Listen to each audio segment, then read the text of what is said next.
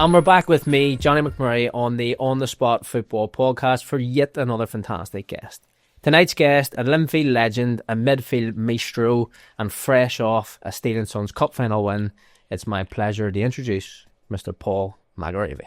Paul, how are you, sir? Thank you, Johnny. Great to be here. What an introduction that was. It's unreal. I was on it. Now, you could have done a wee bit more. I'm a wee bit gutted with that. Don't before. You know what I mean? Get that head blow up. Like. Yeah, that was top drawer. How's things? I'll give you a fiver later. Nice. Mate, no, everything's going well. Yeah, life's good. Back coaching, back in the mix of it. Glad to be back? Yes and no. Right. But when I was doing the podcast with Linfield, I kept saying, that's me done now. I've been doing it for a long time. After Glenavon, it was a bit of a sickener. But family life and work was taking a lot of time. So it was good to get the break. And then I had the break for about 18 months. And I was like, I'm getting used to this now. I used to get away with a week for weekends and all. We were taking European breaks and all. And life was good. But it just somehow always calls you back. It's in the blood. Especially whenever you have somebody that you've been so close to that probably wants to go back in as a manager, and he's only going to bring you with him. Yeah. You know what I mean? But he was sort of the same at that time. I'm not going to tell any lies. When we were talking about it, we were glad to be out of it just to get that break. But you end up missing it at the time. I was thinking, no, I'll happily stay away with us and get the weekends and get the summer back and all the rest of it. And I did enjoy it. I enjoyed that time, spending that time with the kids and all. But it always does call you back. And we got the phone call to go up to Ballymacash. We were like, Ballymacash, third division, I don't know. But we would always be respectful. They asked us to go up and meet them. So we decided we'd go up and meet them and see what would happen. And then we were blown away by them. Not only the people who we met, but then the overall picture behind it. The facilities are top drawer. People don't actually understand, I think, what's actually up there. It's incredible. So I think most people should be trying to implement that exact same sort of structure. Like they've got the gym, ice baths, saunas, steam rooms, everything. The upstairs is going to be like a 200-room function room rating with full glass right around the pitch. So if you're up the stairs, whether they're having like used to do it at Ballymena, used to have that up the stairs with a glass room every now and again, so you could get food and drinks and then watch the game from there. They have that as well, and that's going to be finished soon. And so all that adds to it. And we spoke about it before, and when we went up, and I went back in the day when DC got the funding, they built 2 stands, and it's nearly like a white elephant that's turned into. You know, and you're going, if they had that vision or had a thought, they should have, instead of putting that money in that, they should have put it into that arena. Yeah. And then they would have had a gym and recovery and physio there all the time, and it would have worked perfect for what they needed. Tennessee would have generated money too from the area. That's what I'm saying. People in it. And then change the grass pitch to a 4G pitch, and then all of a sudden you're flying. And that's the model to go down of that, there's no doubt. Like, it definitely is, rather than building stands where you can only sit in a stand once every 2 weeks. Where you can use that facility every single day. Or have other people using it, renting it out. Oh, 100%. Fixtures, X, Y, and Z. Fantastic idea. It's definitely why everybody's going that way. Yeah, and it makes sense. How do you feel about it all, though? Like, your day was pretty much predominantly a grass pitch. Like, so. Yeah. Well, I doubt you would like to play on. Well, at the end of my career, I left Linfield and went to Dundalk, and Dundalk were playing on the 4G pitch, and that's where I picked up that osteitis pubis, and I had that for 2 years, and then I had to retire. But I know a few injuries through my career, but I'd never a groin injury. And when this started coming on me, I was like, what is this? Why am I so sore here? Because it was never a stage where I pulled the groin, I've hit a tackle or I've run and pulled the groin. It's just kept coming on me. And the surgeons and the specialists we went to see said it was just all your career playing on grass, training grass, to going down at 28, 29, and then starting to train on 4G every single day and playing games on it every weekend. It's just harder. Yeah, but the word he used to me was, he says about 3 out of 100 would get it, and he says he's just been unfortunate at that time. I'll always remember him saying that. Yeah. Well, it had to be you, didn't it? Well, that's what I'm saying. But I went back twice to him. The first year, he says it could take a year. Did the year, went back playing 2 months, came back again. And then the second year, I went back again and got another one. He just said, listen, hang them up. Jack it in. Hang them up, time to go. Yeah. He says, I'll go down and start my coaching bodies. Keep me in the game. Yeah. Well, listen, obviously it's a pleasure to have you in. I've been with you for years now. We've been mates for a long time. Yeah. I love getting people in that I know, because the conversation's always a wee bit funnier, it's a wee bit better. And I'm nosy, so I get to dive into the actual career that you had without me really knowing. All right. So what I'd like to do is I'd like to take it back to the start. So young lad, West Belfast, making it in football. How does that come around? How does it get started? Why football? my family weren't really into football, soccer, and they're still the same. And I just loved it. My mum says from I was no age, I just constantly kicking a football out in the street, in the house, and it was just born into me for don't know the reason why, but I just constantly played it and all I thought about it and all I watched it. She says from your no age, if it came on the TV you were watching it, she says you just loved it. And then when I was about 8, I went up. There was a local team called Newhill in West Belfast. It was a tabby away trap facing Ballymacash, and I went up there. The youngest you could play was an under 10s, but I was quite big for my age, so I was only 8 when I went up, and I ended up getting into the team at under 10s.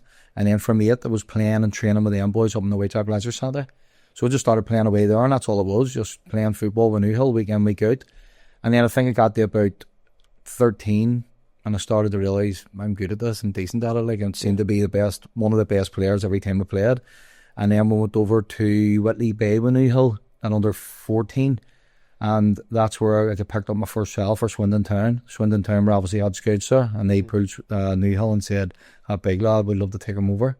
See, at this stage, just before you went any further, are you still slightly younger than everybody else? Have you stayed in the same team? No, when I was 8, I was playing in the older teams, and then once I got to 10, you were able to stay. But I stayed. I think it was a year older the next one. Okay. But then when I came to 11, we actually got a good team at my age, really good team, Arnie Hill team. We ended up winning and I stayed in the team nearly right through. I went to Oliver Plunkett for about a year in between it. I left for a year and then went back. But we had a decent team, all West Belfast players, all Rockets, and we ended up winning the Championship Champions at under 16, which was never happened in Newhill's thing, but in Newhill's history. But we had a really cracking team, so we did really good players from around there, and that was a big thing for us. But yeah, no, at the start that helped me playing with older kids, and then it sort of fizzled out because we had a good team and they're all my mates. When you get to that age of 12 or 13 and we're all in the same year and all lived in the same area, then I wanted to play with my own friends. So I went back into that age group from like probably 12 or 13 up to 16. Do you think, looking at that now, back to your sort of trajectory as a footballer, that being 2 or 3 years younger than everybody else and getting into that team and playing with people who are slightly more physical helped you?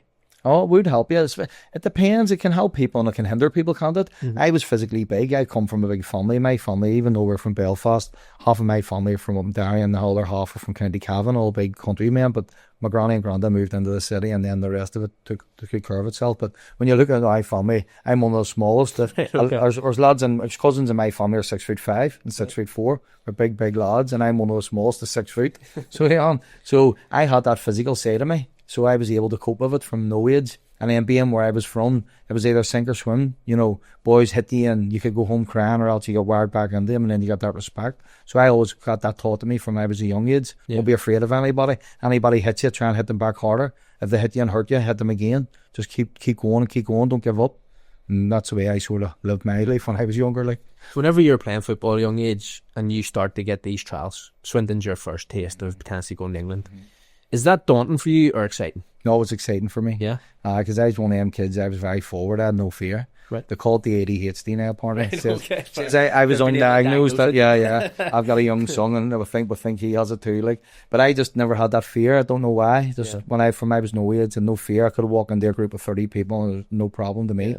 You know, but there's other people that did have that fear. 100%. So it wasn't daunting for me at all. No. I was very fortunate then. Once it's 14 it started kicked off, and then a lot of clubs came calling.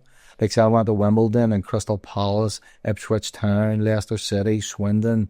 You know, there was a lot of teams I went to at that age. Then they all started coming in, and then started to get a wee bit recognised at that stage then. What was the difference in clubs at that stage? What clubs did you like? What clubs did you not like? And why would you have wanted to go for a certain club over others?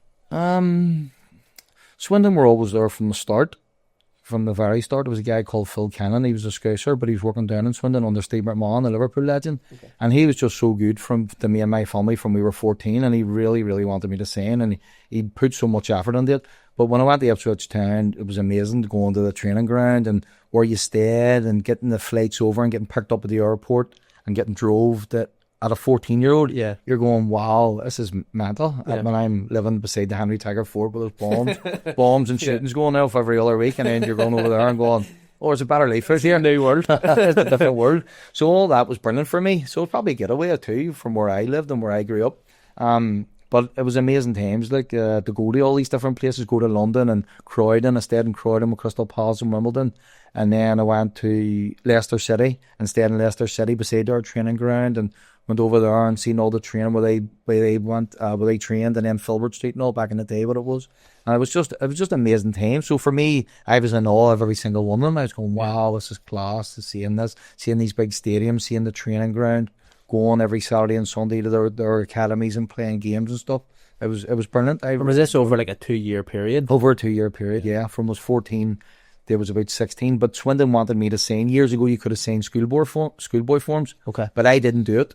I purposely didn't do it because I knew these other clubs were coming in and my parents knew. And I went, well, Blackburn Rovers I went to as well. Forgot about that one with Hamilton. Was Gary there? Yeah. So you were with Gary for yeah, it's 2000. That's 40 years, 50 years later. 1985. That's wild. When they won the league under Kenny Dalglish, that's when we were over. Now, he was a superstar over, but they brought me over and did all right when I played for him, but they never called me Was back. Gary already established at this stage? Yeah, he was good. Like, yeah, to be fair, you don't really want to say too much to him, like, do you? No. Well, you know, he knows how I feel without. Well, I've usually tell him a few beers on us, but he was one of the best players I played for from we were no age. You know what I mean? From we met each other from we were 14, playing in the leagues, and then we sort of got into the Northern Ireland, you know, the schoolboy type of thing. Mm-hmm. He made the schoolboys, and I just made the outside of it. And then when I went to under 16s, then we started playing regularly. I started getting into the international 16 team, and then we played right up until Tony Owens. Talk to me about signing. What's that like? Amazing. The whole family go over with you. Yeah. Made a big fuss out of it. Yeah. How proud were you? Very proud. When we finally decided to sign for Swindon Town, they'd never give out a pro contract to a kid. So they give me a 2-year scholarship, which they give everybody, and then they give me a 1-year pro, which was a 3-year contract back then for me to sign. Okay. And Steve McMahon came over to Belfast to do it at the hotel that I got married in, though, on the Blacks Road. I forgot the name of it now. Balmoral Hotel. And New Hill had a big function up there. Right. And then Steve McMahon came and handed out the prizes, and then at the end of it was Paul signing for us at Swindon. He's moving over, so it was brilliant that way. And then before that, my parents went over and had a game at Swindon Town, and we put us in a hotel and treated us like royalty, and had my mum and dad sit with Steve McMahon's family for the dinner before the game and all. It was brilliant. Like, it was top drawer. Class had to go out of their way to try and make you feel like, oh, you're with these people. You imagine you're only 15 or 16, because I moved over when I was 16, so I could have had him when I was maybe at the end of my 15, turning 16. Yeah. You know what I mean? And he has so much to deal with as a championship club, and there's thousands of the games and everything else, and he's taking that time out to set me and my parents with his family for the game, which it's when you think about it, it's quality. Like, yeah, you know what I mean? Especially being the legend that he is. Like, everybody knows who he is. He's had an incredible career. And I grew up supporting Liverpool. He was a superstar. I mean, my mum was telling him, he sit and watches you all the time on the TV and shoots at, you know. And I was going, shut up, mum, shut up. But it was. Going, he's a superstar. And then you started training with him when you made the first team. And he was maybe turning 40, and he was still unbelievable centre midfielder. He was like guys or early 20s. And he was just, it was actually funny. Like, he was just so good. So good. It was See, whenever you kind of get in, you've signed, you've moved over, settled yourself a wee bit, did you feel homesick at any stage? And what was the changes from the part-time aspect to the full-time aspect? How quickly did you catch up? Or I caught, you're not going to believe this now because you all slagged me. I caught up really quickly. Because I was flying at that stage. At that stage, I wouldn't have been, in terms of alcohol and everything else, and women, as you can expect, I was only 16, that all I thought about was playing sports. I played Gaelic every day, hurling every day, soccer every day, all three of them every day, whether it was for the school or the Gaelic club. I played for Rossa in West Belfast, Donovan Rossa, and then I played for New Hill. Then I played for the Northern Ireland team as well. So I was 7 days a week. I was constantly training. Your man, dad's fuel bill must have been. Oh, my dad was full taxi driver. That's one full circle. I'm doing it with my three now. Now Emma's with me tonight, and she follows me everywhere, and I follow her everywhere, and it's like a full circle now. Now, if I'm not working or doing my own football, I'm in the car driving them to where they need to be. So you probably wouldn't want to do anything else? Oh, love it. Very lucky, very fortunate. You know, well, I'm looking forward to that myself now. It'll take a few years, do you know what I mean? So I'll enjoy not having to do it for a while. But you'll love it. You'll complain about it, but you'll love it. So whenever you move in, you're full-time, you're playing games, do you start to see that you're taking off quite quickly compared to other people who are over there? Yeah. And the level that you've went in at, do you feel that you're bang on it compared, or was it like, no, some people are going to be better than me here and I have to prove myself? No, I probably didn't really think of 3-3, but I thought I was a good player and I was doing well. And I was full of confidence because before I went over, our Northern Ireland team made the European Championships under 16. We qualified for it. Okay. So just before I went over to move, we were playing in Germany in the finals.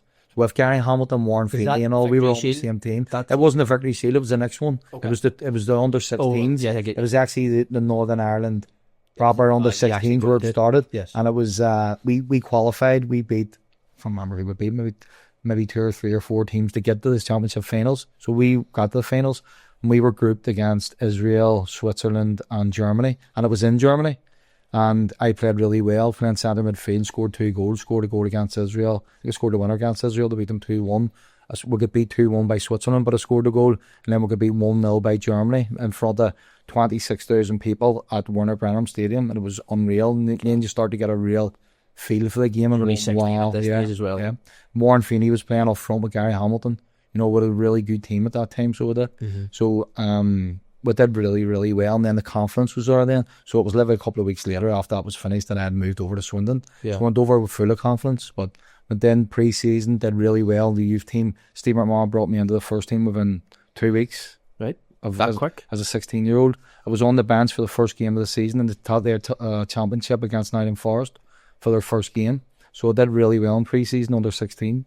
I actually walked out with Pierre Van Hooydonk. He was signed for Nottingham Forest and he was on the bench for 4.5 million back in them days, which was huge money. Yeah, 100%. And he was on the bench and I'm walking out on the bench alongside him and I'm going, a superstar player for That's so mental, isn't it? Yeah. He played for Celtic and I grew up and all in Celtic and he was a legend up our way and I'm standing out beside him after pre-season I went to start. So the first game of the season, it was after 6 weeks of pre-season and the first game and I get named on the bench. So it was amazing as a 16-year-old.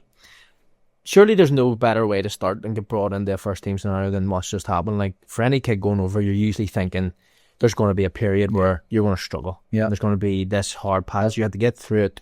You're going to go up. You're going to lose confidence. You're going to get your confidence back again. You may make it to the 18s this year, and then after this, you may go into reserves. Yeah. Some people don't. But it's all changed.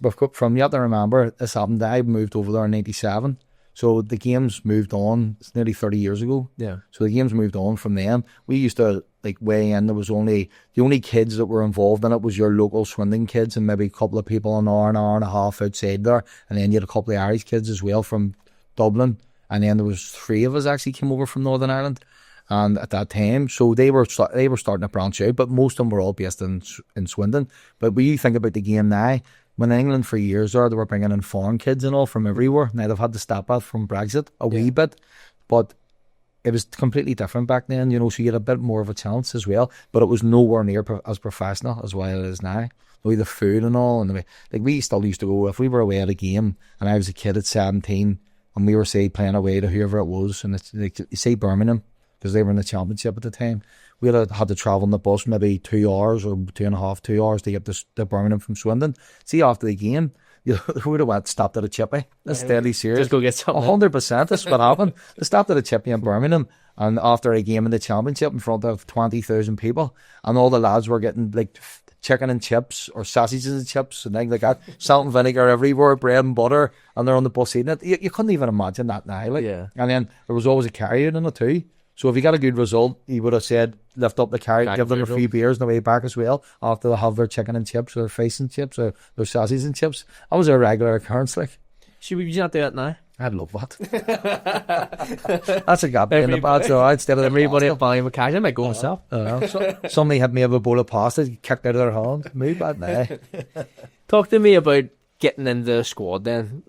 Everything's went skyrocketed for you. You must be in dreamland. Yeah, thinking I'm about to make my appearance here, and obviously you're probably not on massive money at this stage of kids. You're just in it, but it's more just about being there, getting some games. But you're about to potentially make your debut. What's that like? Oh, it was amazing.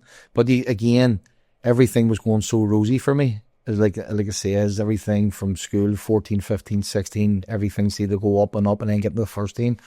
And it was an amazing feeling, and you're going to yourself, I have a chance here. I'm playing with these, and I feel as if I'm not out of my depth. I feel comfortable. Yeah.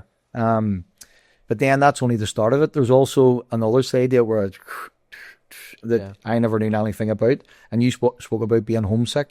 But see, when you're riding that wave and everything's positive, you're not homesick. No, you're fine. It's when something happens negative to you. Yeah. And you're over there on your own.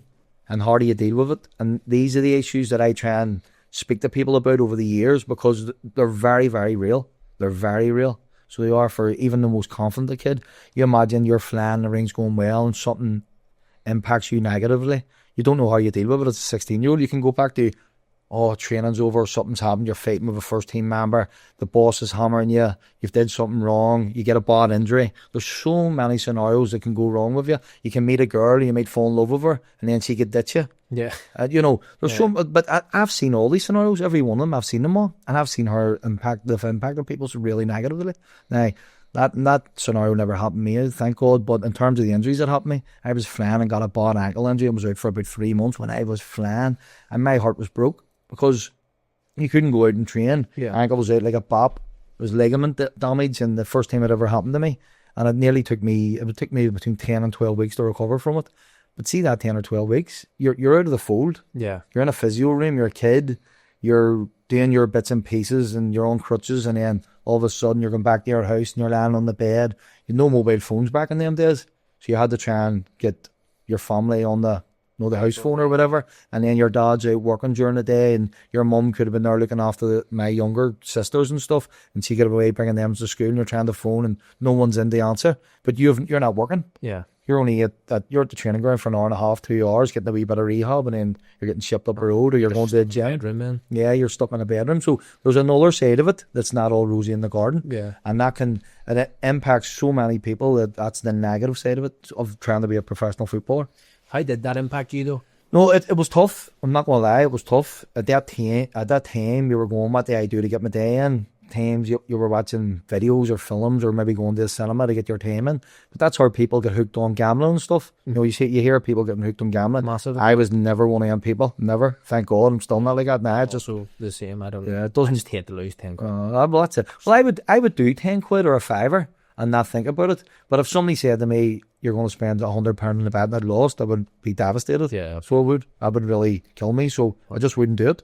You know what I mean? But that's what I'm saying. Some people, whatever the reason is, get addicted to that, but I didn't. But that can be another downfall. Drink can be a downfall. You know what I mean? Going and eating bad food and not training can be a downfall. All these things that you have to stay so focused on when you're down. Yeah. They can all impact you negatively. So they can. But it is tough.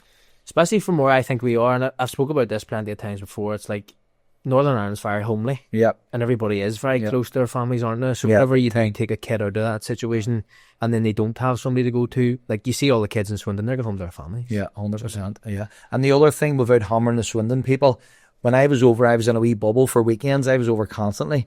But you were over flying in on a Friday night and then settling into digs or whatever. And then you were getting up on a Saturday and you're going to play a match. And then you're maybe going to a Swindon first team game. And by the time you did everything, you were exhausted. But you knew you had a game to play on Sunday. So you actually wanted to watch a bit of TV, get a bit of food and go to bed. Yeah. So that was the routine. But then you got up on a Sunday and went to the academy and played another game on the Sunday before you flew back. So that was a routine all the time, which was brilliant. But when you have to live there and then start to meet people, and they live a different way to us, and that's the one thing I noticed right away, that Swindon people weren't as friendly. It was like southwest England. And I always used to say to myself, when I went up north, people were like us. They wouldn't go talk to you in the street or talk to you, what's happening, blah, blah, blah. Well, Swindon people were definitely different. It's like London, are harder to mix in with. It's just a natural thing. Yeah. It wasn't a bad thing, but when I look back at it, I wish I had moved up north, like northwest or somewhere like that, or even up somewhere like Newcastle, where there were more like our type of people. Yeah. I enjoyed that better. Did you have anybody at that stage before you had signed advise you from a football background who had maybe been there? Do you think that that's something that's like terribly missing? I mean, it's probably more introduced now. Yep. But like for kids going away, the idea of having somebody that like advise you at a good level, who's been there, done it, been around, it seems like it's something that should be essential. I think so. Me and Gary spoke about this loads of times and say, but then again, the kids want to listen to you at that age. They think they know everything. I would have thought I knew everything when I was 15 or 16 when you know nothing. And maybe they will want to speak to you, maybe the parents will want to speak to you, maybe they don't. But I think it would be critical. It's a good tool to have, especially when people have walked them walks and everyday life where Gary's did it, I've did it. I ended up over there for 5 years living. I was there from 16 to 21 before I came back home. And so that it was, my career was strange because I nearly broke the mould of the, say, if you get to 20, 21, it's more likely you'll have a full career in England. Yeah. Where I did the hard 5 years and then jumped in the car and came home. which typical of me. I just had enough of it. I'm ready to go, and it's like no one come back. Yeah, because at that stage I'd probably played 30 league games and been on the bench maybe 70. So, you know, I've been involved in it quite a bit over the 5 years. You know, I had a lot of experience. But I just threw the head up at 21 and just says, I've had enough of this here. But why? Probably shouldn't have. But why do you think that you did that, like, psychologically? What made you want to come back? Because, like, surely at that stage you're playing championship. You're playing, as you say, you're quite regular. You're in the first team there enough every week. You're on the bench, you're making pointers, you're getting bonuses, you're getting whatever it is. But there's stories behind it, and you know, there was a lot of change at Swindon. When I was there, we had 6 managers in 5 years, and it was pretty tough for a young kid to deal with that. You know what I mean? And I had to go through all them stages of, it was just unfortunate. Say Steve McMahon was brilliant for me, and then he got sacked at the end of maybe the first year or the second year. He had given me my debut. He put me on the bench, but never played me quite a bit. And then he gave me my debut away to Norwich. Yeah. For about the last 25 minutes, he brought me on 65 minutes. And that was some going because Carrow Road was bunged to the doors. And it was like April time, and I just turned 17 at Christmas. And then about April time, when he actually gave me my first run out in the first team in the championship. And that was amazing. That was unreal. You're standing warming up at Carrow Road, and the place is bunged. It was 25,000. And you're going, wow, this is unreal. And then you had your ups and downs right through that. New manager up, new manager down, new manager up, new manager down. And constantly probably feeling like you have to go again. Yeah, press. Yeah, it was difficult. Again, I've got myself in, now I have to start again. Yeah. So that happened, and we had Colin Toll as a manager for a year. He was a Bolton manager. And then we had Andy King was a manager. And then I got Neil Ruddock and another Liverpool connection, Roy Evans, who was Liverpool manager. So the M2 came in as Roy Evans was a manager and Neil Ruddock was assistant. And Roy Evans took to me right away, and he was the one that gave me my most game time. Okay. And that was brilliant. It was a time when the ITV Digital came out. You wouldn't remember before your time. That came out like a TV thing, and a lot of money got pumped into it, but it folded after a while. So all the championship teams in League Ones were getting this money. And he was in for a long time, for about most of the first, for one season.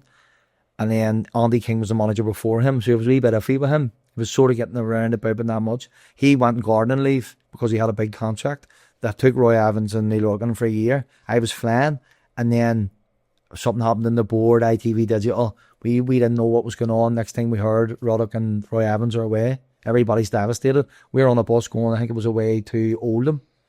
And next thing, Andy King jumps back on the bus.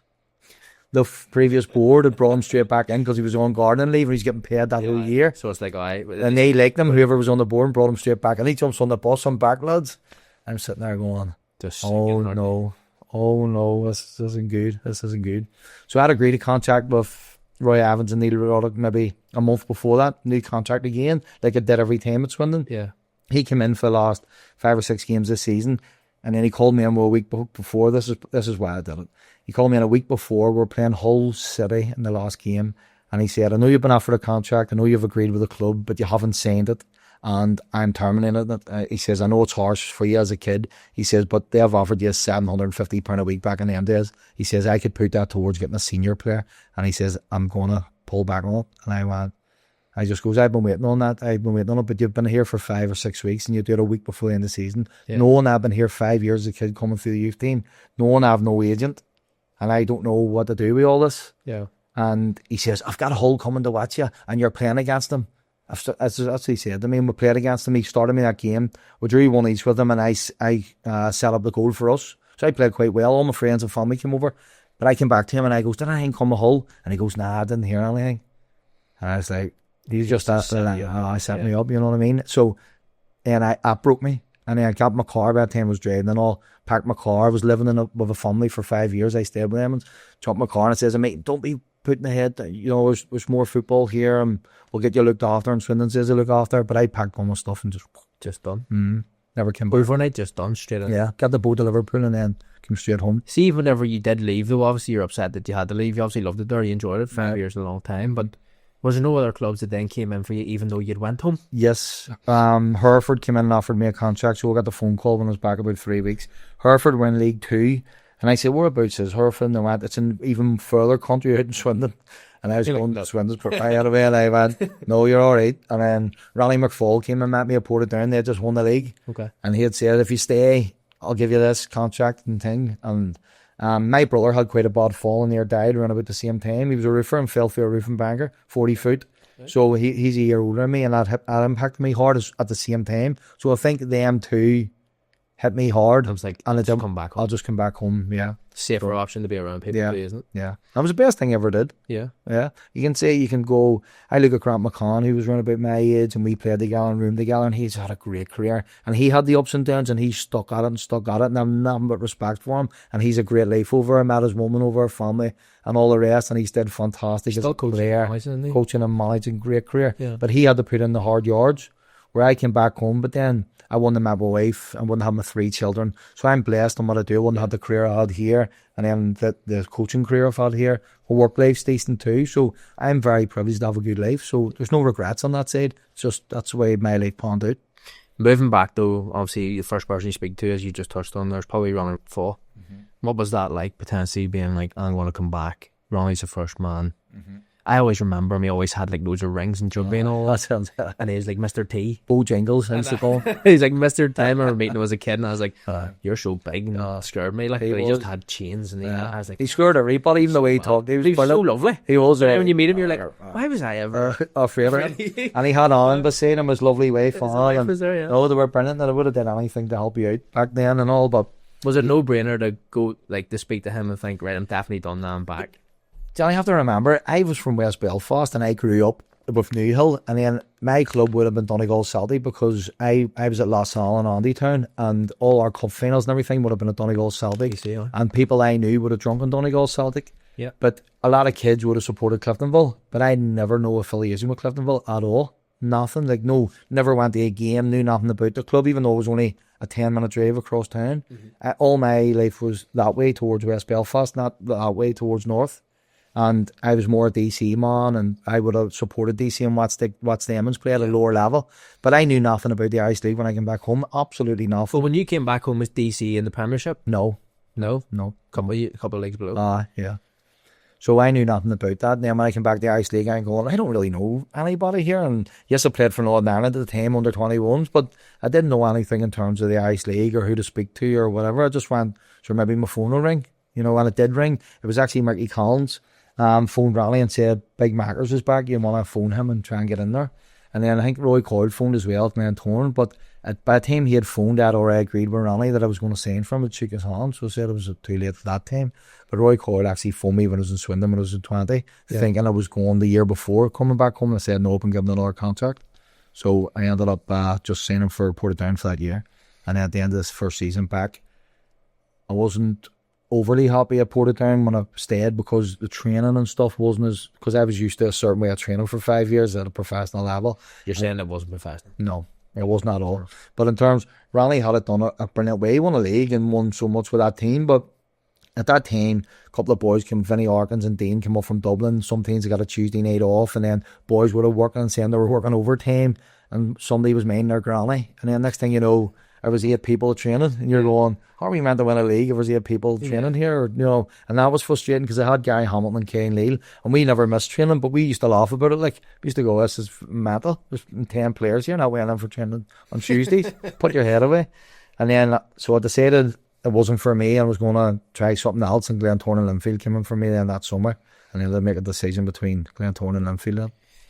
What I want to talk to you about is the decision that you make. Obviously, everybody knows you obviously went one way other than the other. Mm-hmm. Do you know what I mean? But how close were you to potentially going to the Glens? What conversations were had between Coiler, David, and what made you pick Linfield? Yeah, I went and met both of them. I went and met Coiler, and he was dead on, but he was hard, really, really hard. I got from him. They had won the league and they had a really good team, and I looked at their team and looked at their squad.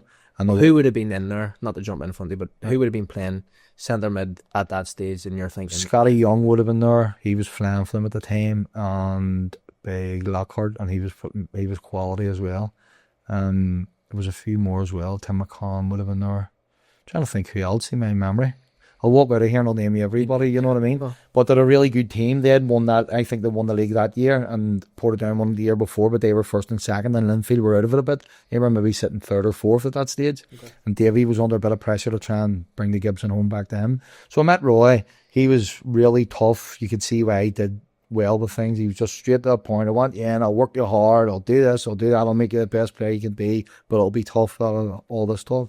It was good, it was decent. Like, you realise that's why that man's won so much. You know, he was old school, hard hitting, but knew exactly what he wanted from people, knew how to manage and knew how to win trophies, and you're going, right, okay. But then I went Matt Davey, and he was a different approach, but very similar to what we needed a championship, but he was very, very tough, but also loving on that side of it. I think they had finished 4th, and I was going, or it could be a wee spot in centre midfielder for me at this time. Timing's everything when you say for a club as well. Sure. And I thought, when I looked across the Glentoran and seen what they had there, and looked at Linfield, I thought, you know, I can get into that team and make them better. And that was my thought process behind it. Yeah. From whenever I joined Ballymacash at the time and I met David, his approach probably was very different when I met him than when you did. Mm-hmm. And when you say that he was quite tough, but he still had that loving factor to it, what do you mean by that? You knew he was under pressure to win a league, and he obviously, me and him were getting to know each other in that meeting, and he was telling me all about himself, that he was a captain in 10 years and Linfield and won trophy after trophy, but he wanted to really make it as a manager and make it as best he could be. Yeah. And he would stop at nothing to get there, and he would stop at nothing to make sure he got there. And he says, do you want to win trophies? Do you want to be successful? Yes, this is what I want more than anything. If I signed for Linfield, there was also a fear factor for me, because at that time there was nobody in West Belfast that had signed for Linfield ever. You know what I mean? Pat McShane was up at the top of Twinbrook, and he was up there, but I'm talking about in the heart across the road, where a lot of people hated Linfield at that time. Yeah. And before, for many years, you know, I lived in Ballymurphy, grew up in Springfield Road, Falls Road, Ballymurphy, and it was all completely wow, Linfield, are you serious? Something wrong with you? The tracksuits on the Saturday and head down. Yeah. I used to go into the bookies with a tabby away track on it for the crack, and meet Clivenville ones and all, Conor Downey or Barry Johnson there, and their Clivenville tracksuits, I'm in my Linfield tracksuit. The place is bung back in them days. You were allowed to smoke. You couldn't see a thing at 12 o'clock after crap. There was 200 people and get their football bats done, and the slag and was brilliant. Yeah. That was without a drink, and we all loved that. So it was all good banter, you know what I mean? I really enjoyed that. But I always tell the story about going down and meeting Davey, and going up to my dad's bar on the Falls Road, and he says, where were you? And I says, they're meeting David Jaffrey. And he goes, I down on. I says, no, I'm serious. And all his mates are sitting there. And he goes, David Jaffrey, right enough, you done it. Why didn't you tell me? I says, I could just kept it to myself. So what do you think? I says, I really loved it. I said, do you think the windows would be okay? But I was deadly serious. That's what I said at that time. And my dad goes, he goes, well, do you want to sign? And I went, I think I do. And he says, well, don't worry about anything else. He says, if you want to sign, you go and sign. Don't worry about nothing. Everything will be all right. That was what I said to him. He had a car enough to be like, it'll be all right, though.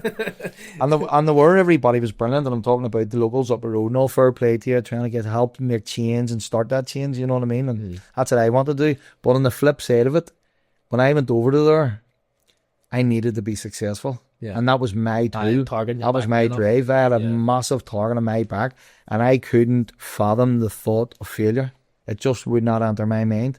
And I had some tough times at Linfield with injuries, but when I get into the team, I did quite well for the most part. But injuries at the start cost me a wee bit. But even when I was out, the injuries, I was going, I can't field here. See all the boys will slag a life for me, left, right and centre. And I can't have this. And that was my motivation. That was my motivation when I was at Linfield. What was it like for you, though, going from, as you said, as a community aspect of things, where you're saying they all want you to do well, but there's a target in your back? Mm-hmm. What was it like from the opposite side, from the Linfield fans, from a young lad from West Belfast, as you say, in the heart of Ballymurphy, going to Linfield? Yeah, it must have been difficult. Yeah, but I'm telling you now, the people from day one couldn't have been any better than me. I still speak to them now. I work on Butcher Road and Holiday and Fisher, and a lot of men come in, they're builders. I work on a builder's merchant, plumber merchant, and builders come in every day, roofers, joiners, plumbers, gas engineers, to get everything from us. And we still speak about it to this day and talk about what's happened years ago, what's happening now. That relationship's always there. Yeah. And yeah, it's been amazing. But they were amazing from day one. I would have walked into Shankill by the end of my career, 27, 28, and getting, well, what's happening, big man? How are you? Going to a bar or brought over to a supporters club and treated like royalty. I walked down the Falls and the one that got nothing, where I'm from. It was strange how that worked out that way, but that was the truth. Like, it was mad. Your time at Linfield is probably one of the most successful times throughout the Irish League history. Linfield dominated week in, month in, year in. Yeah, at that time, but there was ups and downs in that as well, the football, and there was big ups and downs as well along the way, but more ups and downs. But You know, I look back to Morgan Day and getting beaten that second last day of the season. We needed a draw to win the league. They needed a win. Yeah. And we were 2 each getting into it. And Chris Morgan, who was with us the year before, corner kick, last throw of the dice for the Emmons, and comes out to a header, save, and it falls at his feet and he knocks it in. And it's just chaos. And I've never been more devastated in anything in my life. Absolutely, there's nothing you could do. The league was lost. Morgan Day. The league was lost. And it just like that, we only needed a draw, and we're going, just see us corner out here, and we didn't see it out. They would go on and win the league. They needed a win, we needed a draw. Now, you couldn't rate it in the stars. And to be involved in that was unbelievable. But to say, the competitiveness from day one to go the whole way, the point within it, it must have been it was heartbreaking. So incredible, but to get there, what a win for the Emmons, for Glentoran to do it that way, but heartbreaking for us. And, you know, that was fuel for what we did further on down. You know, after that happened, most other teams would actually crack and fall apart, where we went the other way. We actually sat in the change room a lot because the fighting all kicked off after it, and it was murder outside. What fight? No, fans at the end of Morgan Day. It was chaos. No. I haven't heard this yet. I was trying to hide away from it. Just if you look back on it, you'll see them all killing each other.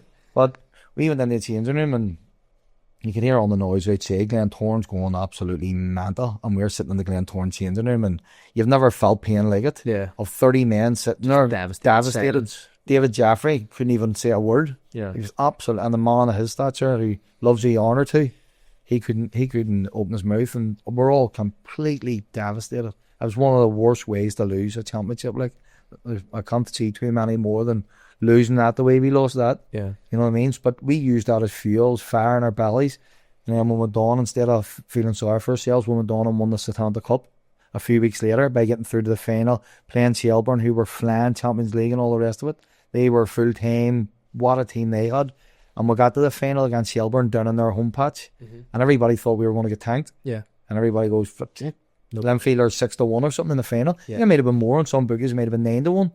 And we went down and beat them 2-0 in their own patch. And from going a couple of weeks earlier to being devastated, to being top of the world, to winning the Satanta Cup for the first time, and making sure Linfield won the first one, and the party we had down in Malahide in the Grand Central Hotel is, I don't think it'll be surpassed. It was unreal. I don't think anybody had a wink of sleep from after the game right through to on the bus on Sunday at 12 o'clock.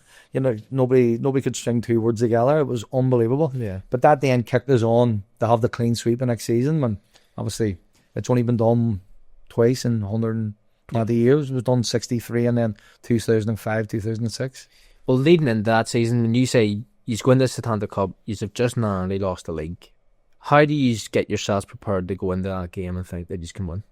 I don't know. We talk about this and we still talk about it regularly. How did we get that mental capacity to actually do that? Like within 3 weeks of you being pretty much exhausted, like you're thinking, like there's probably... They're in the middle of their season. Aye. And they're flying. So you've probably taken, you're just training then, aren't you? Yeah. Yeah. It's mad. It's actually mad to think how we did it, and we still speak about how did we actually do that. Do you think it's because of the players that were in the team, or do you think it's because of like Davey and Brian and their influences that way, plus the players that were able to obviously buy into it? Yeah. I think it was fear as well. Well, when you feel it in Linfield, you could be out the door, and you don't want to be out the door. And we talk about being in the best clubs, and I'm sure people don't want to leave Larne now. When you look at Larne and see what they have, the facilities and all, and they're full time. You know, when I'm sure the manager shows a player the door out there, they're devastated.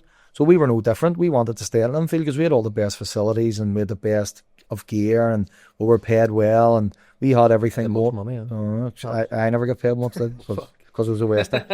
Well, I mean, they give me milk tokens, but no. So you didn't want to leave. So all that kicked in, and Davy's professionalism and Brian's professionalism and Alfie Whaley and all, they had to regroup us and get us back together. But you also had Noel Bailey, Winky Murphy, Glenn Ferguson, Pat McShane. You'd Darren Murphy, you big characters. Michael Galt had just come into the team, was a big character, you know, and you had characters there that didn't want to leave the club.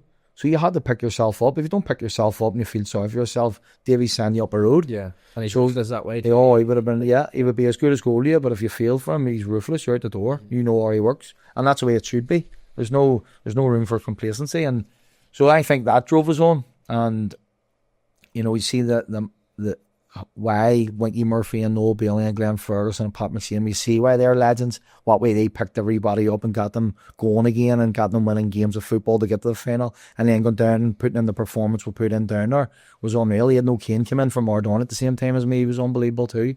There was so many of them, and yeah, it was unbelievable to do what we did. Really was. For that to lead into you doing the clean sweep, as you say, it's done twice in history. Like, what's that like? Oh, because that will probably, like, more than likely, it can't be done again. Stand Cup doesn't exist. no. But I mean, In that full year, well, I think it was slightly 2 different years, but it was the end of that season because there was no in between everything. So in that calendar year to win 5 trophies in a row after Morgan Day, I don't think it can be beat. Well, listen, I only speak for myself, but the win after what happened to you on Morgan Day, most teams would have folded. Yeah. And we actually went on to win. Like Morgan Day, the Glentoran fans are going, this is unbelievable. 100%. What a day for us to do this on Linfield. Like, you'll never get a better day than this in their history. That's what the Glentoran fans are singing and dancing and all the glory and everything.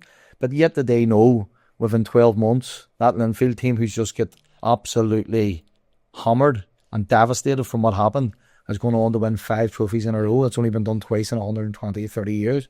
Like, that was the kickback from it, and I think that's why it's so special. yeah. You know what I mean? Especially against a good Glentoran team, good Cliftonville teams, good Portadown teams. To do what we did was really unreal. Was there much changes to the starting 11 that would have finished Morgan Day?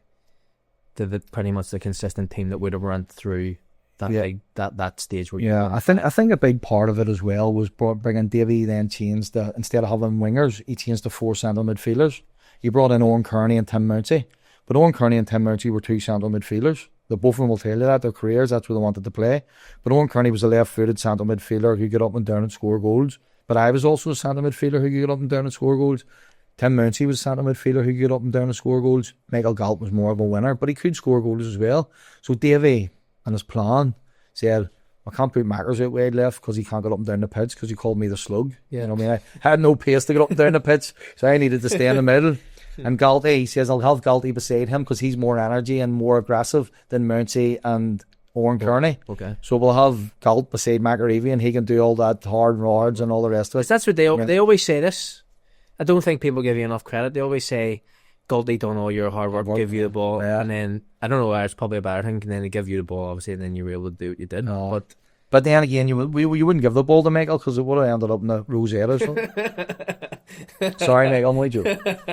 But no, Galty was a quality player, but I love playing with him. He's the best player I ever played with in terms of my central midfielder and all that time. I loved going out with him every Saturday as my partner in the middle of the park. We just felt nobody could beat us at that stage. We were at a really good stage in our lives where we were going, nobody can beat us at the minute here. You know, run to the top of people. Yeah, that's the truth. That's the way it felt like for a period of time, like for maybe 3 or 4 quite strange for somebody at that stage to take out wingers because like he probably would have had Sturdy King. Yeah, like Picky would have been there. Tommy Stewart could have played out there. There was more. But they're like renowned people who Chris Kingsbury, like keep pace, want to get forward, take the ball and put balls in their box, and they're going, we're just going to go with 3-4 centimetres here. Also, every one of us at the time, I think I was as small as the 6 foot. Galty was 6'1", Mountsie 6'2", Owen 6'3". Was he just trying to be physical? Oh, physical, strong, but every one of us could play. It was just lucky that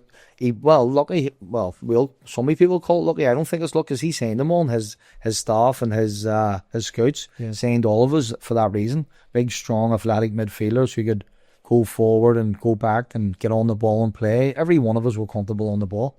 So who was playing on the front then? Obviously Spike and Peter Thompson. Yeah. Then you had Noel Bailey and Winky Murphy in the heart of the fence, Pat McShane on the left, and either Jim Irvin or Stephen Douglas on the right. And then you had Aidan O'Kane who was coming in as well at that time, and Chris Kingsbury.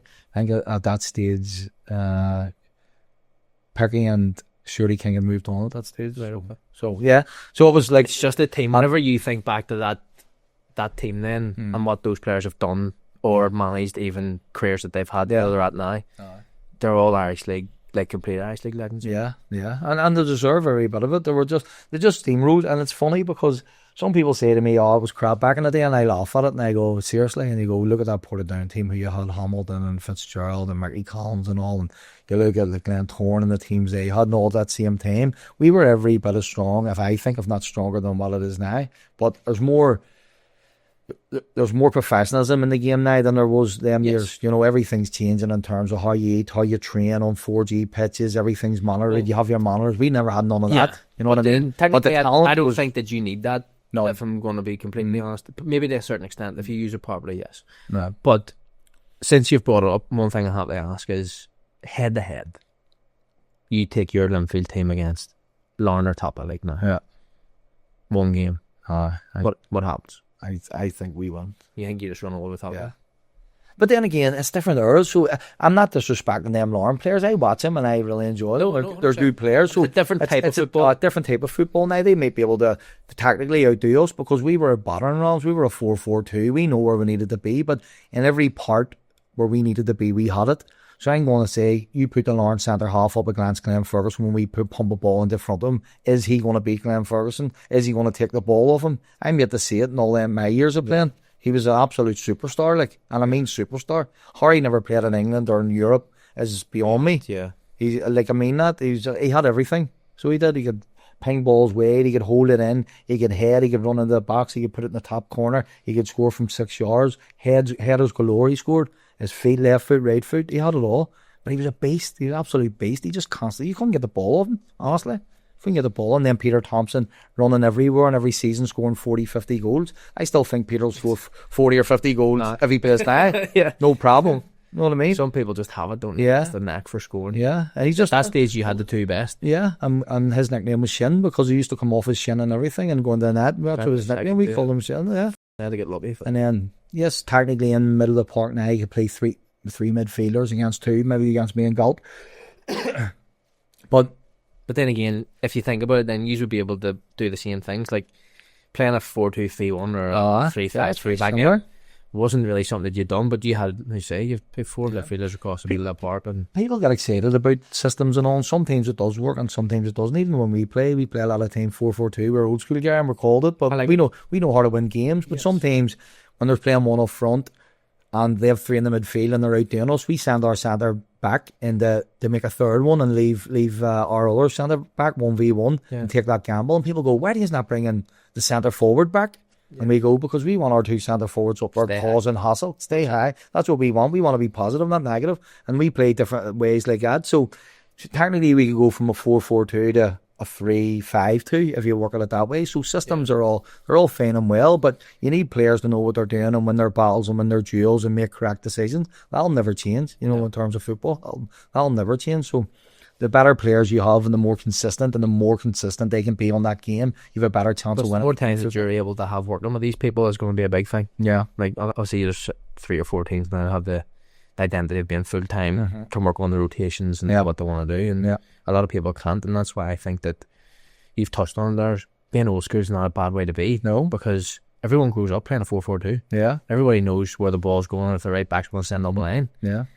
I think it's basics are great. Yeah, but the best players who play football do the basics well every single game. That's why they're best. Noel Bailey played 1,000 games for Linfield. Yeah. And people will say, what did Noel have? Was he pacey? Was he tall? Was he aggressive? He was just consistently good. Every part of the basic game, he was the best. No one even came close to him. No one games is an extreme, isn't it? Yeah. No one came close to him, honestly. No one. He was unbelievable. Feet. Yeah. He was on a different level. And I got it because 1,000 games. We could talk about you scoring, like, you always loved an old wonder goal from 25, 30 yards. You had that say to you too, and people go, what was Noel Bailey so good at? And I always say the basics. That's my compliment to him. Yeah. But I mean, every part of the basic, Noel Bailey was a 10 out of 10. Just every single part. Never made a mistake. Any danger, out of play, knew when to pass, knew when to go long, knew when to tackle, knew when to sit back, knew when to stand up for offside. He was incredible. But his sort of, in terms of talent, was that, and his basics were just perfect. But people do tend to overcomplicate and think that they're better in areas than what they are. Yeah. And that kind of kills players, doesn't it? Yeah. And make wrong decisions because they want to do something fancy, or maybe they lose a ball twice, and then they go, I've lost the ball twice, I need to do something fancy here to catch the managers there, catch the fans eyes, and then that goes wrong again. All of a sudden, you've made 3 bad decisions, and then you start to panic in your head, and then it's in your head, and then the manager's at you, and then your teammates are at you, and then it starts to get panic stations where The best players never make that happen. Yeah. You go, even when I played, I always wanted to give a ball away. Once I used to go, right, when I play for a Blues, give a ball away. Make sure I give it to a blue shirt bar. It's 5 yards just to get my confidence back. Right, I haven't give it away this time. Next time I can maybe do something a bit clever. But that's the way I used to think. Get the basics. Always get the basics done right before you turn in clever. One of the things I want to talk to you about is David Jeffrey has plenty of love children. Mm-hmm. You're easily top 5. Probably top 3. Right? And in front of you and Michael Galt, were you and Michael Galt have to be 1 and 2? Well, me and Michael faded out there, I think. But at the same time, what was it like for you being in Linfield with Davey? You obviously had some ups, you've had some downs, you've got the hairdryer treatment. Most people have, and I think that if you're in part of his establishments at the time or managerial career, you're going to get it at some stage. Mm-hmm. What was that like? Oh, it was brilliant. Loved it. He was an unbelievable manager to play under. Probably the best, not to call a spade, not probably the best I've ever played under. Roy Evans, I loved it at Swindon. He was very, very good to me, and he was easy to talk to, and he talked sense to you about how to play and what you need to get better at. And I always found that. I enjoyed that. Talks with him. I really enjoyed Roy Evans. Steve McMahon was brilliant to me when I was younger. For so like people trying to educate you. Yeah, and talking to you on a good level, like you're a person rather than bullying you. Like I say, there's 2 or 3 probably try to bully me at certain stages. Contour was maybe one of them, and definitely Andy King. Instead of trying to talk to you and be good to you, you know what I mean? Where I didn't like that, where they would have talked to you on a level as a person before a footballer. Yeah. And then if you talk to you like and treat you with respect, then you're going to give that respect back. I'd have run through a brick wall for Davey. He knows that. He doesn't need me to say it in the podcast. I'd have done anything he'd asked, you know what I mean? Yeah. I loved everything about him. As a coach, as a manager, what way he trained us. When we were doing well, you thought to yourself, we're getting a break. He worked you harder. You came in the Tuesday after having a great result and he'd run the legs clean off you. And you go, why is he doing that? It's only when you get older, you go, there's a reason why. Your mentality, keep taking over. Don't go outside your box. You're at Linfield. Oh, you had a great result on Saturday there. Do you think you're coming in here to have a wee easy Tuesday? I'll work you twice as hard on Tuesday as you did on Saturday. Was it those 12 and 6s? Oh, I never stopped. I love them. And then them doubles. Well, the doubles. I always used to be at the back of the 12s and the 6s with Noel Bailey, and I was half his age. He used to go, Mars, get away from Noel. And he used to just shout back, Davey, I don't run around the pitch on a Saturday, mate. I don't run around the outside with the pitch on a Saturday. Just dictating. Just. Michael does that. Just trying to get under the 12 minutes. Anybody's over the 12 minutes, and then you're doing the extra. You're going, what's in that? 11:56, and you just get over the lane. Yeah. Racked. I hated those first of the season, really. Open my eyes. And it used to scare you when he walked, because he has that big march, you know, like, because he's obviously in the Orange Order and all. You can hear him from like a mile away. He shouts and you're like, and then he shouts cones, and then you start to get the fear, and you're doing the warm up, and he lifts the cones, and he does that big march and sets him down, and they seem to get longer and longer and longer, and you're getting there going, oh no, the Orange Order. That's what he had. He used to do it too. The arms went down up and down. I always remember the first year, Ballymena. It was the 12th, and he called training off, and I remember sitting in the house, and I just remember him and his dad and his son were walking up in the middle of the shangle, and I was like, is that why we're off today? And it was. And he had the orange thing on, and I was like, he's never taken a day off here, but he's off at 12. He's off that. He needed off that. Fair enough, I used to slang him and say, you wouldn't let us off on St. Paddy's Day, would you? No chance. No. And he just give you a wee smile. No. Well, I can do it on But then obviously he brought me to Ballymena with him, which I was very grateful for, and him and Brian helped me so much in my coaching stage of my career, and the other side of it, learning, you know, how to work budgets and what players you need to get in and what kind of players you needed to get in and what age group and what sort of players you needed for his system and stuff. So all that was a great education for me. Unbelievable. So very fortunate. Before we go too far, because that's something to do, it's something that interests me, is that side of things, because football comes to an end for everyone, and everybody should start to inevitably plan for what's going to happen after, whether that's work or coaching or whatever. But you obviously have to leave Linfield to go to Dundalk. Yeah. What happens there? Why do you leave? Was your time up, or was it? It wasn't up, no, because we went from part-time to full-time. The full-time was up, and then I think we lost the league in 2009 to Glentoran. That was the last one we won, but I'd won 4 leagues in 6 years there, but they were both very tight. Very lucky not to win 6 and 6. But they won it. I was injured half a season. Then Dundalk came calling, and they said, no, would you like to go down and play in that league? But by that stage, I was in the Irish League for 7 or 8 years, and I'd won everything there was to win over and over. Davy had then offered me a 2-year part-time contract. I'd already did 6 years. So that would have got me to the 8 years. And then I needed another 2 years to get to the 10. So I was going, do you have it in me to stay in 10 years at Linfield? Or do you try something new, for the testimonial? And I went back and forward with it for about 2 months, from maybe March when I got the offer at Dundalk till I was going to make the decision at Linfield. And eventually I just took a decision at that time, because I went back and forward. It was probably the wrong decision now in hindsight, but at the time I went, imagine Dundalk did really well. They sold us this dream that the money was going to come in and we were going to build a team and do this. And I was going, would you like to win the League of Ireland? And were they full time? They were full time, yeah. So, and I was living in Dunmurry at the time, where I still live now. And it wasn't that long down to get to Dundalk in the mornings. Yeah. You were getting down in 50 minutes. You know what I mean? It wasn't that far. Yeah. And you trained every day, and then you played a match on a Friday night, then you were off Saturday, Sunday, and then back in. So you worked Monday to Friday, so it was completely different. But you were getting to travel Ireland in terms of the island of Ireland, because you were playing Galway and Dublin and Cork, and so you got a lot of different trips. And it was just something that I fancied doing. Yeah. You know, when I got the opportunity, I says, if I don't do it now, I'm never going to get it. Yeah. So that was a decision I took, and I turned Davy down for the 2-year contract. But it was nothing to do with foliage or anything. I just said, Davy, I've had 6 years with you, I've loved it. Maybe give the younger midfielders a chance now, and I'll shoot on. But there was no big fallout or anything, nothing like that. It was just a football in the idea of a testimonial at Linfield is massive. Yeah. Because in fairness, let's fill out when you're sitting thinking financially, the rewards from it are massive. Yeah. Yeah. That, in hindsight, when it didn't work out at Dundalk, it was probably a poor decision, because then that year later, then that Celtic Tiger hit the wall and clubs were folding, and we were letting a lot of players go and all, and I was one of them. But there was a lot of players. We brought in 7 players in the summer. We went from like 11th to 4th. We did really well. Yeah. So we did. But I think we'll have another month in the league. I think we would have been fighting for the league with the team we put together. But then a lot of money got lost out of it, and the players they brought in, they were letting all of us go because they put us all on big wages. Yeah. That was one of the reasons I left, because the financial money they put in front of me on a 2-year contract was big. It was big money back in them days with bonuses, and I was going, it's big money too. But it's also a chance to go and play in that league after everything I did. So that was the decision I took, but it sort of backfired that way. Yeah. Was there never the option to go back to Linfield? I actually went back and trained, but then I got that osteitis pubis. So that just I killed it. Went and played a match for him. Davey needed a match one day, and he phoned me down at Windsor, and he says, can you come and play a match? We're having the club behind closed doors.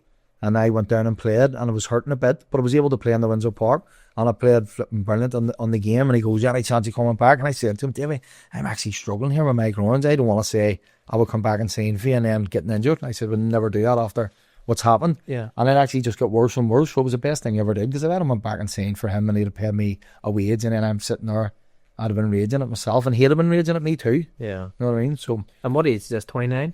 30 odds, I think I kicked in. Yeah. And I tried for it was about 32 to come up back from it. Have you started coaching?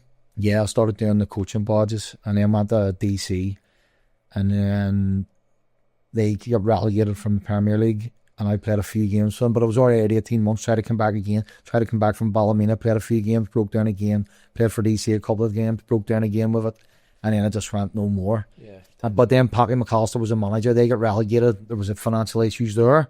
They all walked away, and then my father-in-law was on the committee, and he had asked me, could I take a team over to help us out in the championship, because everybody had walked away. So that was my pathway into it. Okay. So I took the team then in the championship, all kids, nobody get paid.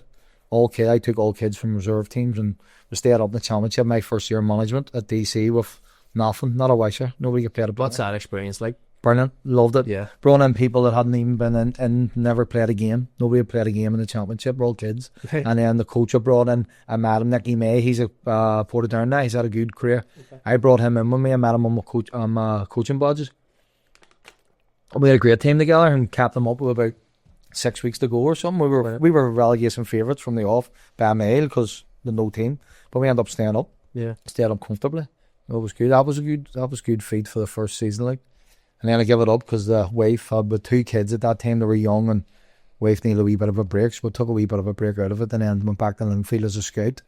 And then when I was scouting there, Davey took a Ballymena job, and then went with him to Ballymena. Well, that's where we obviously become quite friendly and learned a lot from you. Had a very enjoyable time with you for 2, 3, 4 That's when I said to Davey, there's a kid down there, we're getting McMurray. Yes. Well, it was all anger, wasn't it, in a way, but it helped. You enjoyed that? Loved it. What was your time like at Ballymena? Unreal. Like, Loved it. what was the best thing about it? Because obviously we done really well. It was the first time the club kind of stepped foot in history. Got into Europe and stuff in a long time. The trips we had in Europe was unreal. We'll never forget about them, will we? No. Because it was so new to the whole club and they hadn't been there in 40 years or whatever, was it, something like that? How different was the trips at that stage and kind of being semi-successful at Ballymena compared to being a player at Linfield? See, is that that's one here. I tried to hate all that there, and I thought we were nearly away with it. You brought that back. I don't get it. Yeah, you are. No, the trips with Linfield as a player were sensational because, you know, while everybody was good players and professional, when it was time to party, the parties went on really well, and we had some unbelievable trips away in Europe and had some great results. And when you worked hard and played hard in Europe, Davey let you enjoy yourself. That's why we loved them. This is one of the things that I never liked about Davey. And I've had this. He used to put us on the plane that night. I know. It all changed. Why? I know. Give us a night. But because we probably got in trouble too many times. It was probably our fault. Like I can go back and I can see 3 or 4 nights. One night in Croatia there was big trouble. One night in Slovenia there was big trouble. When you're saying big trouble here, we got ourselves into drama with drink on us, and a lot of things happened in hotels and people getting fined weeks' wages, and you know, just a lot of, as you would expect, lads being lads, playing in Europe, working hard all summer, getting to train like a professional, getting the flights, getting the hotels, playing big stadiums in Europe, do really well, and then just going back Mars, going to enjoy yourself, but maybe going too far at times. I just can't believe he gave you the night out. Sometimes we actually went over and stayed for a week. I think in Slovenia we were for 6 days. It was unreal. It was nearly like a holiday. Soon I remember we went to Odd and it was straight to the airport. And like, it was sweating and you're just like, the airport now. Because it was the chartered flights that did at that stage back then, and there was big money, and they were trying to get them back right away and save money on the hotel for that night.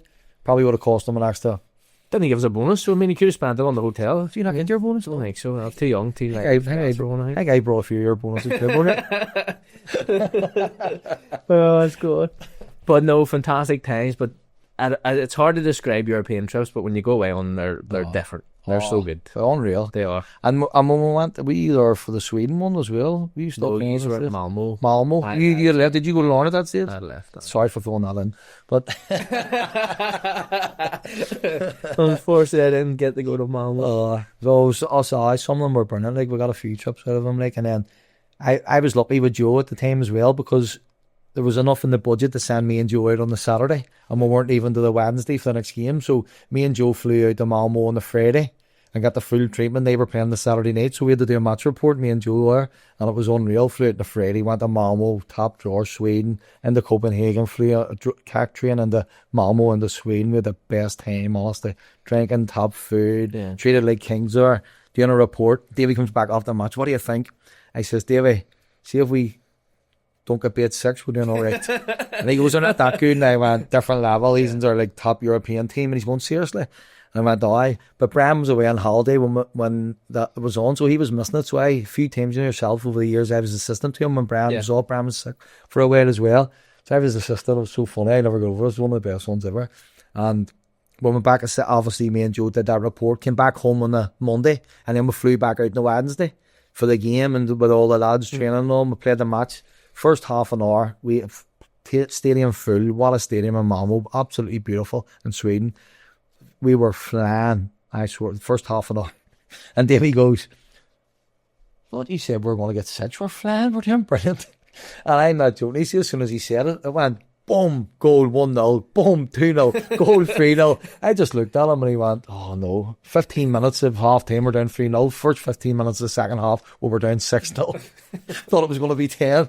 I said, Davey, don't ever open your lips again like that. I think we got away with 7-0. Yeah. So we did on the night, but it was still a great experience for the players. It was unreal. That's so different. That team was just different levels. It was unreal. The speed of them, the quick they were, the African players, you couldn't get near them, and the Swedish players, wingers, and they were just unreal. Like, you could tell why they played in the Champions League. They're just There's just levels, isn't there? Way too strong for Ballymena at that time. Like, you know what I mean? But a great experience for the players to be involved in that and see the stadium and see the atmosphere. It was unreal. And even whenever they come back, do you know what I mean? Whenever that team has to travel to you, play over here. Oh, it's so different. It must be like, they're looking around and going, what's this? I think they brought the reserve team. I think they brought the reserve team back and felt sorry for us, you know what I mean? But after the first game, but still a great experience for the players. They always loved it. And then the team we had, that's only the football side of it too. There's a whole other side of it. Eating together, training together, going to places together, having a drink after together. That's the most important thing. That all brings you together. You know what I mean? Yeah, and I think I always loved doing the Christmas nights and all. I loved all that. Brilliant. It's class. It's a proper one where everybody's together. I remember, I don't think you were, did we meet you after we won the League Cup? Me and Tony.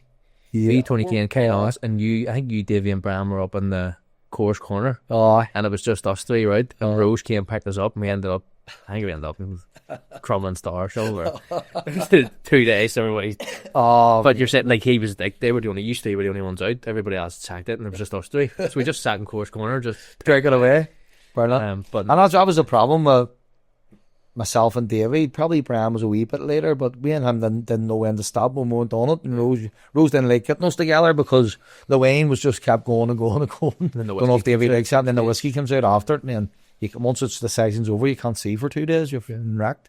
But there was some great things, like some great stories and memories that last a lifetime. You know what I mean? You sit back and think about some of them. You just feel stitches when they pop back into your head. Some of the things that will actually been done. That coaching's obviously gave you a real kick into wanting to go in at a higher level, and you do with Glenavon.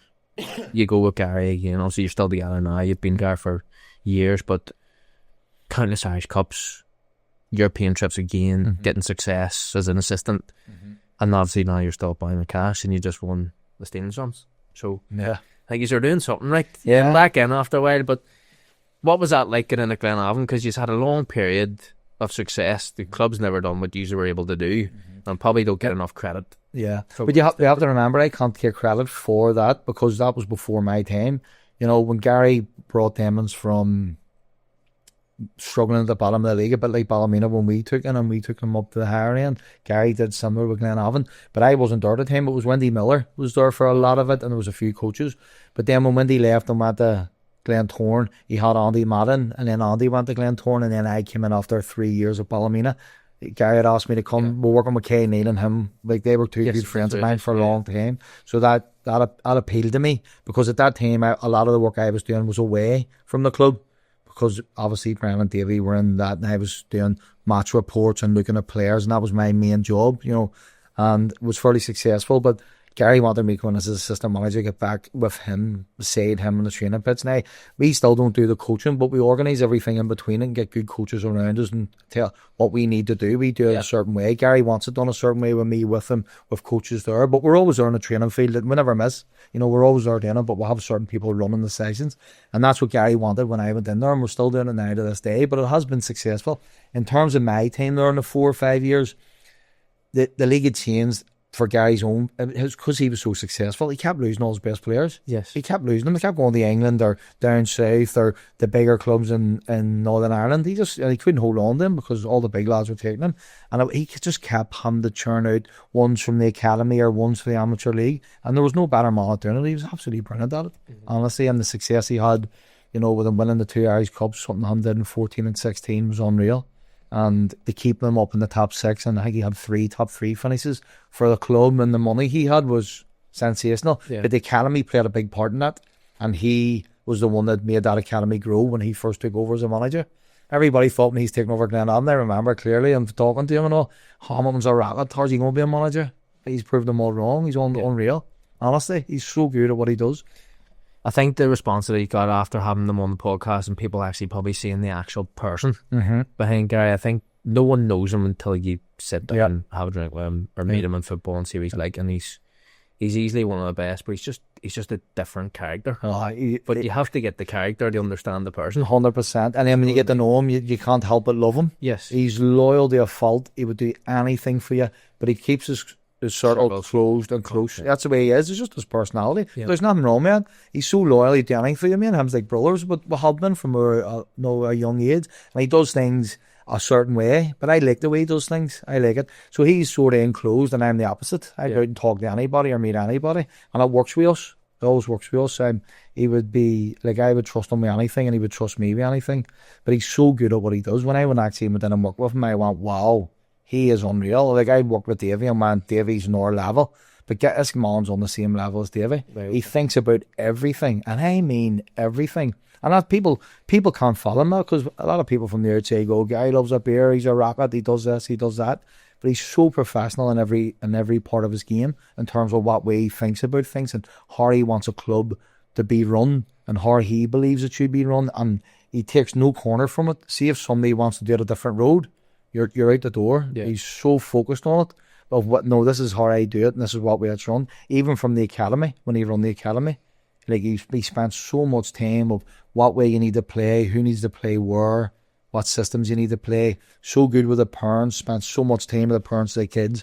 He did all them bits and pieces, and that's why they had so many good kids coming through, and he was really good for that. When I came, the league had changed that stage. Glentoran came in, that's why Wendy left for the millions. No, Lawrence spent the millions. Linfield were then going full time spending them big dough, and Glenavon were left behind. The no money, all their players were going the bigger clubs, all the good players Gary had, so he had to regroup and go again. But in the 4 years we were there, when the league was changing, we stayed in the top 7. We finished bottom of the top 6 every year, all 4 years. Yeah. So we did really, really well but that wasn't enough for the board and some fans at the time. But I was going, look, there's a real change in the structure of the league here, and what Gary's doing, the job he's doing, is unreal. So be careful, because they were saying for about the last year, and Gary don't mind me saying this, they wanted change. He was there 12, 13 years, they wanted change. I was going, be careful what you wish for, because this man loves this club inside out. He's only focused on this club, and he wants this club to do well. He doesn't want to win anywhere else. Yeah. But they decided to make the change. Not in a bad way to put people down, because they've been in the job since, but the club's kind of went, it went downhill massively. And I could see that. I'm not just joking. You could go back, and I sat in the boardroom at the time, and I'm saying, listen, I don't earn enough money to really, I don't need to stay here, but I'm just telling you what I've witnessed over the last 4 or 5 years, and I've worked with Davey for 10 years.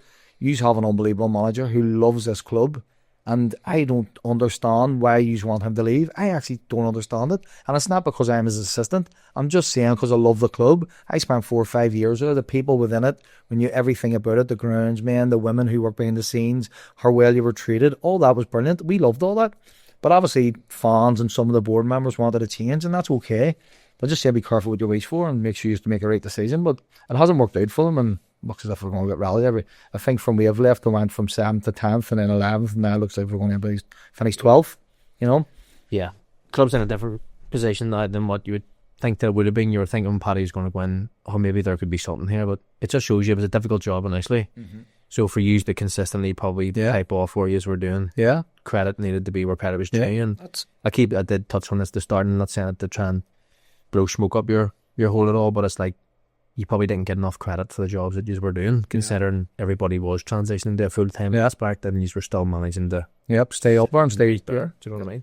No, I truly believe that, and that's not the blow smoke, but I just call it a fact. But it also bored me too, because when I was at Linfield and when I was in the league at Portadown, I was challenged for titles, and then when we went to Ballymena for the first sort of one that was involved with Brian and Davey, we went from low down there to the top. I think it was 6th, 4th, 2nd, was it? 2nd one? Or 2nd now, I think. Yeah. So we were close to actually getting there. But then Ballymena got hit with that as well. I had left to go there, and then Ballymena was sort of threw out because all these teams started pumping in the millions. These big owners came in. Yeah. And Ballymena couldn't keep up with them. We couldn't. The players we were trying to get on £150 a week were now getting 350 or 400 at one of the bigger clubs. You couldn't even compete. You're going, how's this changed so quickly?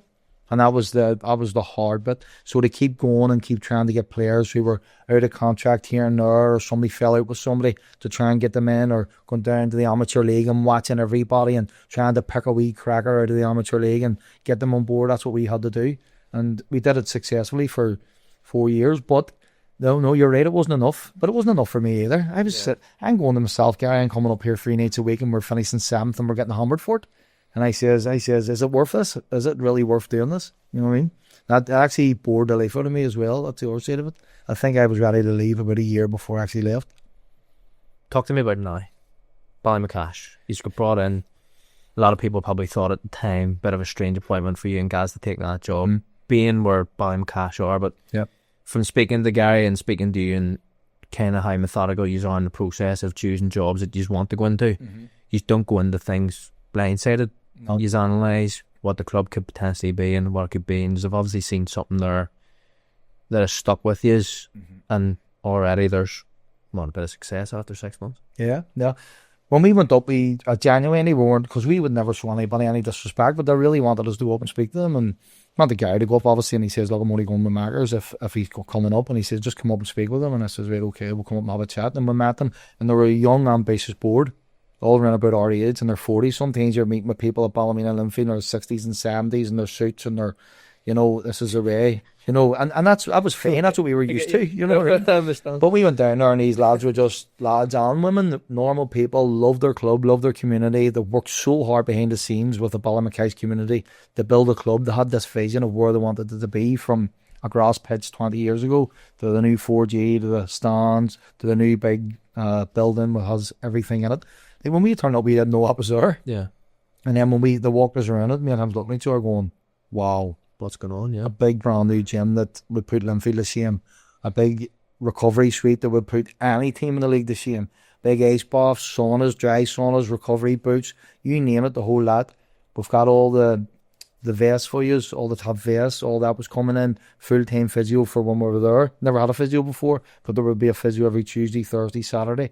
All the best of training gear. We controlled the pitch. Beforehand, it was, you were getting half the pitch, and then the other team was playing half the pitch, and this was happening this way and this was happening that way. And we were like, no, if we take this on, this is what happens. Yeah. The first team are elite, and everybody has to strive to get to the first team. We run the whole pitch, the whole stadium, when we're there every Tuesday, Thursday, Saturday. It's all for us. No one can jump in on the wee side pitch here and there. Doesn't happen. And this is the reason why it happens. Took that all on board. Right. It's unreal. We really want to win the Stealing Sons. We've been trying for 30 years, and this is one trophy we'd love to win. So we went right. Hadn't even been to the final with Chagrin, they'd been in the semi-final twice. So to do that after the first season was great for them, and the club was unreal. That was a great start. But ultimately, with a bigger process over the 5-year plan to try and get us to the Premier League, and we're not going to shy away from it. That's what we want. Yeah. Well, you have the facilities are to cater for it. Do you know what I mean? And you also have a pool of players. I think the fact that you are who you are helps with your recruitment side of things. You can bring people in. There's obviously, I don't know, substantial backing. I doubt it's anything like the elites, but no, there's obviously something there which allows people to come and be comfortable and play, because you've seen good players from higher levels who obviously want to be there. Obviously missed out on some too, but one of the things that I do want to talk to you about just before we finish is how are you finding it now, being obviously we're in January. This is probably not going to come out for another 4 weeks, maybe 5 weeks, so we'll be in February. But in terms of you signing people talk about the wages, and it's mad how people's ideas of what they should be earning for whatever level they're at. Yeah. How is that as a battle, as a manager and assistant manager, thinking, we have 60 quid here for wee Jimmy, and wee Jimmy thinks that wee Jimmy's worth 160. And then you're saying, going like, sorry to break it to you, but and that's expensive. That's expensive money as well. And you're going, we try to sell the dream in terms of you're going to be as professional as you can be, but you're third division players. Let's call a spade a spade. You're not Premier League players, and we don't show anybody disrespect of what we have did in the game, because guys in international, and he's did what he's did, is unreal. And I think I've had a good career too, but we would never speak about that. But some players come to you and then you're going, seriously? That's you getting serious? Yeah. No, they do. You just go, listen, see that door, don't close in the way out. And they go, and they go, seriously, up and get out. Yeah. And we just go, and they go, out. I'm not joking. Yeah. Don't close that door. And they go, are you serious? Yep. Way you go. And you're just showing disrespect. But we're saying, we love working with kids in terms of young kids coming through and trying to make them better. And also the side of it was where we spoke about this at length. Finished in 7th, was born Gary too, and especially not getting the credit for it. And we were going, like, if we get a job and say it was not being disrespectful, Portadown or Loughgall or something, even if we're in the Premier League or got them to the Premier League, we're always going to be fighting at the bottom again. Yeah. So we're going back into the same 4 years we did at Glenavon, and it didn't do anything for us. It didn't wet the whistle to go, oh, I'd love to do that. That'd be amazing. It's going a lot of time to get defeat. New challenge. Okay. Down in a league we've never played them before. Let's see what it's like, and see Calm will bring them from the 3rd division up the whole way up, and that's the motivation behind it. And to go and build it with a group of people within Ballymacash and especially the board that we work with, they're all brilliant. Like, I'm not joking. We're probably turned in too close in terms of management and board, because they're so nice and they've such a process to do what they want to do for the club, because they're from the community and they want to be remembered as helping the community build them from somewhere to up there. Yeah. And they'll want to sit there in 15 years and go, we were on that board that did that. And they want that so much, and the effort they put in is unbelievable. They just love their club, and they're so friendly, they're so respectful. My kids, my daughter Emma sitting here, and my son, they're never away. They try and go with me every training session, every Saturday. They love it. They run about in Ballymacash tracksuits up in West Belfast with a big red handy ulster and all. People's on the bike going, what are you doing up here wearing a Ballymacash? And they're going, my daddy takes Ballymacash. Why? What's that? They don't even know. Okay. They don't even know or care what it's about. Like, and they just love it, and I love it too. Every time there's a wee bounce in the step in the training zone, and probably last year at Glenavon, I was nearly, oh dear, finish some work up to Glenavon here, disaster zone. You know, no matter what you do, you know it's not going to be enough, because it got to that stage. But now there's a bouncing step, can't wait to get up.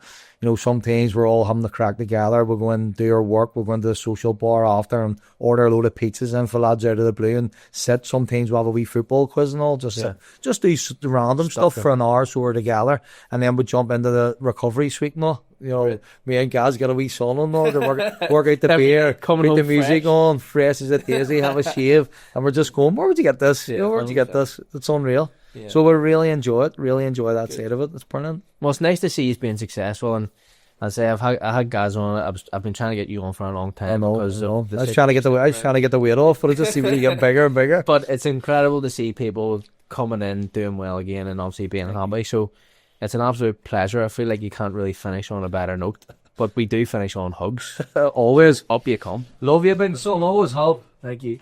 Pleasure, Alistair. Oh. This knees don't be trouble like yours, telling you.